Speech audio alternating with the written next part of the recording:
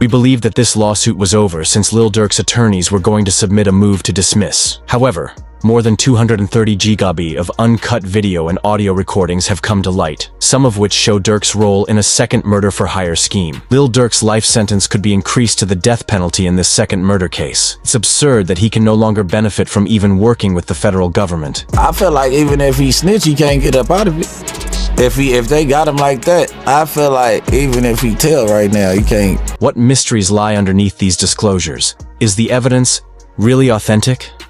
The most intriguing query of all is whether Durk will soon be receiving the electric chair. Let's investigate it. The startling Chicago murder charges. For those who haven't been following along, Lil Durk, whose legal name is Durk Derek Banks, was arrested in Florida in October 2024 on serious federal charges related to an alleged murder-for-hire case that targeted Quando Rondo. Federal prosecutors sprung a bombshell during a detention hearing on December 12, 2024. When they connected Durk to a second uncharged murder-for-hire conspiracy in Chicago. In the other case, Stefan Mack, a 24-year-old suspected shot caller for the Muskegon Boys subgroup of the Gangster Disciples, was drilled on January 27, 2022. It's crazy how Mack got bodied. Homie was outside Roseland's Youth Peace Center on 111th Street, which is, unfortunately, a location that should be safe in a neighborhood where shootings occur frequently. Mack was taken to the hospital after receiving a headshot and a chest shot. Another security guard, 40, was injured in the leg by the crossfire but survived. In 2023, two Chicago men, Preston Powell, 23, and Anthony Montgomery Wilson, 24, were charged with Mack's murder. For allegedly drilling Mack for a bag, they were charged with conspiracy. However, the crucial question still stood: who published the paper? Prosecutors believe the money trace points to Durk, according to these recently released federal documents. What, therefore, is the purported reason for this hit? According to the feds, Durk ordered Mack's body as retaliation for killing his brother, Dante Banks Jr., often known as D. Thang, in June 2021. Early on June 5, 2021, D. Thang, who was 32 when he was slain, was shot and killed outside Harvey, Illinois' Club O, a strip club. Multiple shooters were letting loose at the chaotic event, and a Harvey police officer was even wounded in a separate altercation. The warrant application, which was filed in April 2023 and remained sealed until December 11, 2024, conveniently, one day before Durk's detention hearing for the LA case, is the source of the new receipts. According to some outrageous claims, in this document, Durk was offering money to people to kill the guys who killed his brother. More precisely, he was offering money for the death of any gangster disciple. The FBI claims that Mack was operating a set with connections to the Muskegon Boys, and that the Muskegon Boys branch of the GDs is responsible for D. Thang being smoked. Supported by an affidavit from FBI Special Agent Thomas Callahan, the unsealed warrant application claims that Durk paid for or planned Mack's murder as retaliation for his brother's passing, thereby placing a bounty on the heads of GD members. The FBI's accumulation of evidence is what gives these accusations their unique spiciness. Through a number of channels, the inquiry into Mack's murder links Durk to the putative triggermen, Montgomery Wilson and Powell. We're talking about text messages that implied money was being exchanged for the kill, information from private sources, street snitchers, phone records that revealed Durk's contacts to the shooters, and, possibly most damning, social media posts.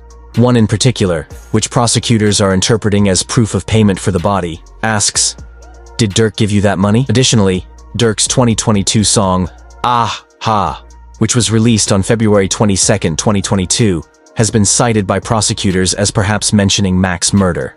When Durk spits out, "We got back on their ass, but I've been slow since my brother D. Thang was killed," the feds are seeing this as Durk essentially acknowledging that he may have killed Mack in retaliation for D. Thang's death. I bet they know this. Many members of the public are worried about artistic expression being misrepresented in court, and this use of lyrics as evidence is comparable to what is being done in the LA case. Additionally, the FBI says it has photos of Durk with Montgomery Wilson, which proves a direct connection between Durk and one of the suspected shooters. Public reports haven't fully revealed these films' precise content. It's crucial to remember that Durk has not been charged with Mack's murder as of April 27, 2025. The inquiry is still ongoing, according to the Tribune and other sources, but no indictment has been dropped. The fact that there are no charges shows that these accusations are still preliminary and are being used to harm Durk's reputation in the LA case, rather than as a standalone prosecution. Attorney Jonathan Braymond, who leads Durk's legal team, has categorically denied any participation in Mac's murder. That's other individuals, Braymond said at the detention hearing in December 2024. That has nothing to do with our client. Emphasizing that Durk isn't charged in the Chicago case, the defense is arguing that prosecutors are using unproven allegations to poison the well in the LA case where Durk is facing completely separate charges. Despite the lack of formal charges, these allegations have had serious consequences for Durk at the December 12, 2024 detention hearing in Los Angeles. Assistant U.S. Attorney Ian Yanilu argued that Durk's alleged involvement in the Chicago drilling combined with claims of bounties on others demonstrates a pattern of dangerous behavior. U.S. Magistrate Judge Patricia Donahue agreed, denying Durk's request for a $3 million bond, essentially keeping him locked down while awaiting trial. The use of the Mac allegations in the LA case has legal experts side-eyeing the feds about whether uncharged conduct should be allowed in pre-trial proceedings. Legal analysts say that these kinds of allegations can influence how judges see a defendant even if they aren't directly related to the actual charges. The ongoing investigation into Mac's murder could potentially lead to future charges, making Durk's already complicated legal situation even more of a mess beyond the legal drama. The Mac case highlights the broader context of Chicago's gang violence epidemic. The Gangster Disciples,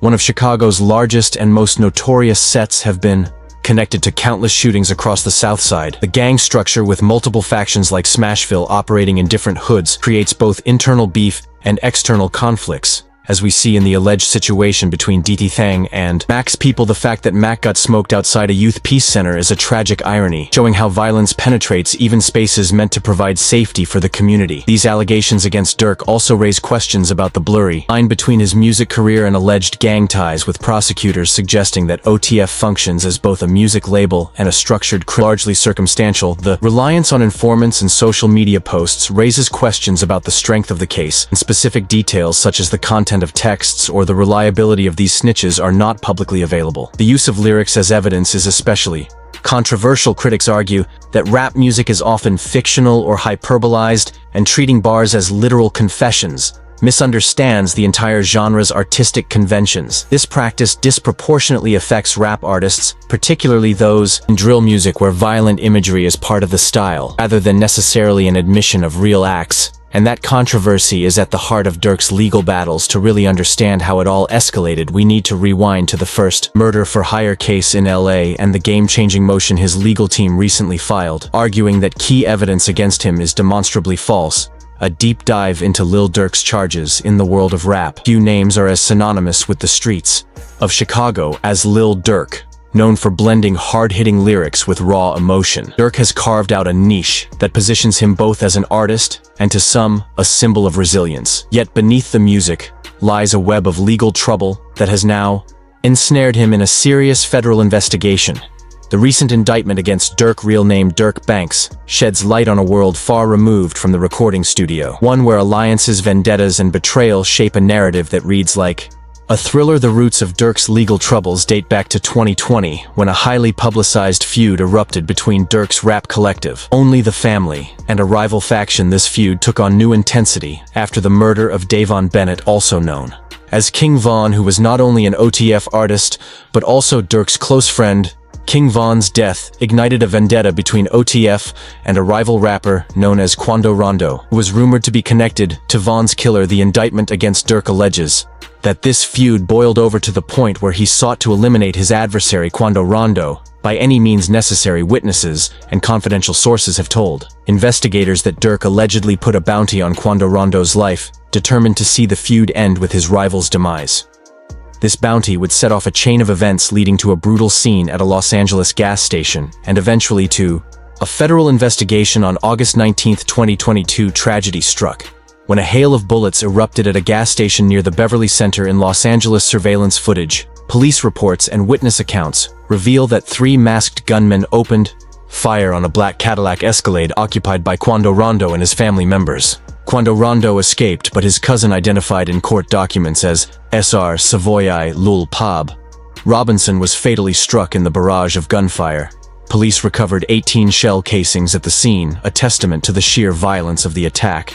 Durk's name emerged as a central figure in the investigation.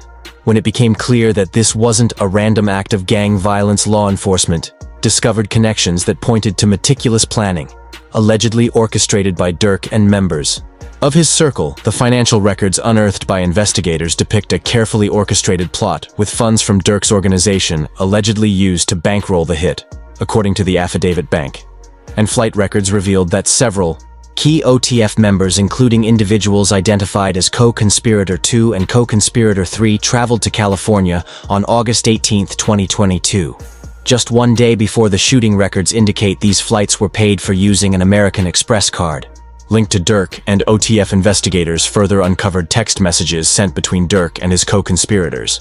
In one message, Durk allegedly cautioned Co-Conspirator 3, advising him, "Don't book no flights under no names involved with shit," a directive meant to minimize any paper trail that could tie Durk directly to the operation. Additionally, surveillance footage showed the movements of two white cars, a BMW and an Infiniti, that followed Quando Rondo's Escalade around Los Angeles. These cars were later connected to Durk's co-conspirators, who had flown in from Chicago to carry out the heinous attack at the gas station. Nevertheless, it did not go unnoticed, and on October 24, 2024, federal and local law enforcement stepped up their surveillance of Durk and his associates, resulting in a sweeping series of arrests. By that time, 5 people were in custody, including Kevin Grant, DeAndre Dantrell, Wilson Keith Jones, David Lindsay, and Asa Houston. All of these men were charged with conspiracy to commit murder for hire.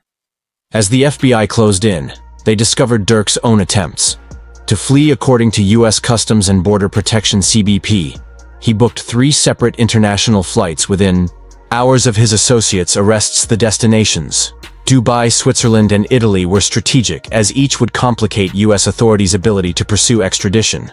But the FBI apprehended him before he could board any of the flights, sealing his fate and cementing the legal case that would soon come to light. The investigation cast a harsh light on the collective that Durk has helmed as both a rap group and a symbol of Chicago street culture.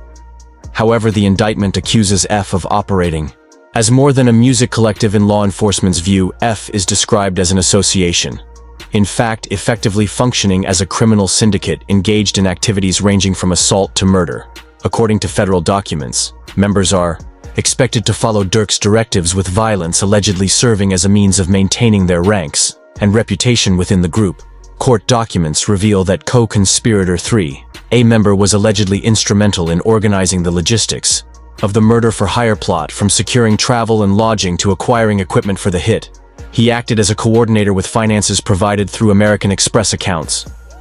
Durk himself was present in California in the days leading up to the shooting, staying in a rental house in Anino alongside key members of the F Circle. Records show that Co-Conspirator 3 arranged flights, accommodations, and rental vehicles, all purportedly on behalf of Durk, and thus tightening the web of evidence that prosecutors would eventually build around the rapper. Still, amid the layers of evidence and mounting charges, a new revelation emerged that would rock Durk's defense within the tight-knit circle. There are rumors of betrayal from a trusted affiliate who for years had operated in the shadows of Durk's inner circle, but also at the same time providing information to the feds, hints of betrayal in the rap game. Loyalty is everything, or so it seems. But Lil Durk's world has been flipped by betrayal from inside his own crew. Only the family exposing cracks that nobody saw coming with his recent indictment on murder-for-hire charges. The rumors are now reality. Someone close to Durk, a trusted member, has been working with the feds, slipping insider information about F's moves and setting up a case against the rapper himself. If you listen closely to Lil Durk's lyrics, he's been signaling about loyalty and watching his back for a while. Songs like Peliode and Risky are full of coded messages, tales of friends flipping, and lines that suggest a lurking danger within his circle. These weren't just street tales, they were warnings. Even as Durk climbed the charts and gained fame, he seemed haunted by the thought that someone close might betray him. The current charges and allegations make these lyrics hit differently, revealing that Durk might have felt the betrayal coming, but didn't know just how close it would strike. 50 Cent, a rap legend with his own share of industry beef and betrayal stories, saw something was off with, and he didn't hold back about it during a recent interview on The Breakfast Club. 50 recalled the advice he'd given Lil Durk as the murder-for-hire case started heating up. Just watch your crew. When you said that to Durk, what was his response to you? So you know what? He said somebody just came in my house. How do they know exactly what the address is? I don't give my address to nobody. The two had worked together on Power Powder Respect, the theme song for Power Book 4.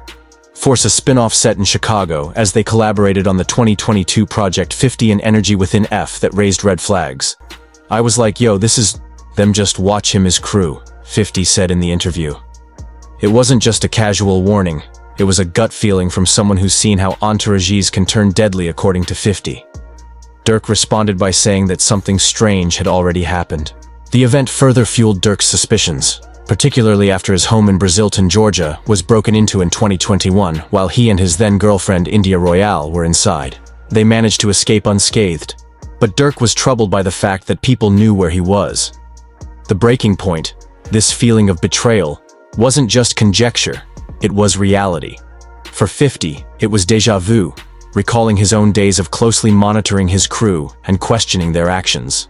I've always had that energy myself in the middle of everything going on, he said, implying that Durk might need to adopt a similar posture for his own protection. He even joked, "If you got pulled over and you're not in jail, why are you not in jail?"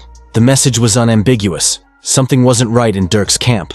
The rumors focus on one man in particular, Jam, a longtime crew member who was convicted of attempted murder and sentenced to more than 10 years in prison for the crime, which allegedly strengthened his loyalty to the crew. However, since his release in 2022, there have been rumors that Jam had turned against the crew, wearing a wire for federal agents and providing them with information about F's activities. According to sources, Jam allegedly provided direct evidence that connected Durk to a murder-for-hire plot against rapper Rondo, whose real name is Tyquan Terrell Bowman. What began as a bond between street brothers swiftly devolved into one of the biggest betrayals the rap game has witnessed, with Chicago rapper King Yella even claiming that Jam linked Durk to the murder of Lou Pob, Rondo's cousin, a hit purportedly committed in retaliation for the murder of King Von, a F member and close friend of Durk. Following the incident, fans and hip-hop insiders began to piece together the mystery, and a video featuring DJ Academics and Chicago-based reporter Trench's News fueled the flames. In the video, Academics talked about rumors that Jam's baby mama had called Durk for help with legal bills, asking for a lawyer, and that when Durk allegedly ignored the call, Jam felt betrayed and took it as a sign of disrespect. "You're not supposed to brush off my call when I need something," Jam reportedly said, infuriated that Durk wasn't returning the favor. Trench's News confirmed the story, saying, "That's facts," implying that Jam's animosity toward Durk may have contributed to his decision to cooperate with the feds. Whack 100, a heavyweight in the music industry, also offered insight into Jam's transformation from street to snitch. According to Whack, Jam had a reputation of being a good, honest man who served his time without saying anything, and he was respected for it. He did 12 years, got out, interviewed, said he kept it real, brought him cars, gave him 50,000, made mention that there ain't no smudge on his name, he ain't never been a rat, caught a gun case, but eventually he flipped, Whack recalled. The indictment reveals that Durk and his crew used coded messages to plan the murder for hire, with Jam allegedly providing the feds with a playbook, a detailed breakdown of F's moves. In an effort to keep the operation clean, Durk allegedly texted co-conspirator 3 to warn him to be cautious about booking flights under certain names, and the indictment even detailed how flights, hotel rooms, and rental cars were financed with F's credit cards, booked under aliases, and moved around to keep a low profile. Surveillance footage showed F affiliates tailing Rondo in Los Angeles prior to the hit that killed Lou Pab. Jam, however, allegedly wore a wire and recorded everything, giving authorities a blueprint of F's movements, including the specifics of which cars were rented and which flights were scheduled. Jam's recordings of every move, transaction, and conversation contributed to the case that ultimately fell on Durk and F. "That was bro, back before the fame and the money," said DJ Jerry. Jam, recalling his early days with Durk and how his music kept him grounded during his 12-year prison sentence. "I remember Durk was making rap songs for our parties," he said, presenting Durk as a leader who kept F together and inspiring his people. The happy times, moments that created a brotherhood between him and Durk, were enough to keep Jam faithful, but Jam also explained, "He made a way for me to be straight." According to rumors, Jam flipped because Durk didn't treat him with the loyalty he felt he deserved.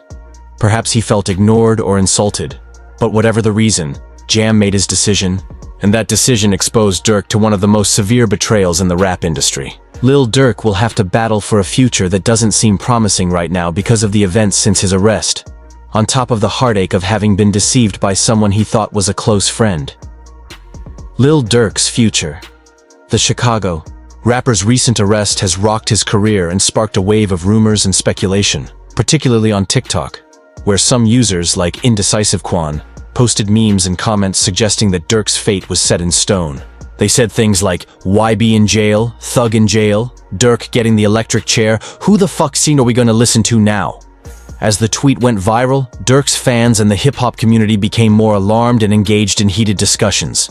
First things first, despite what TikTok may say, there is no official word or court decision that suggests Durk is considering the death penalty.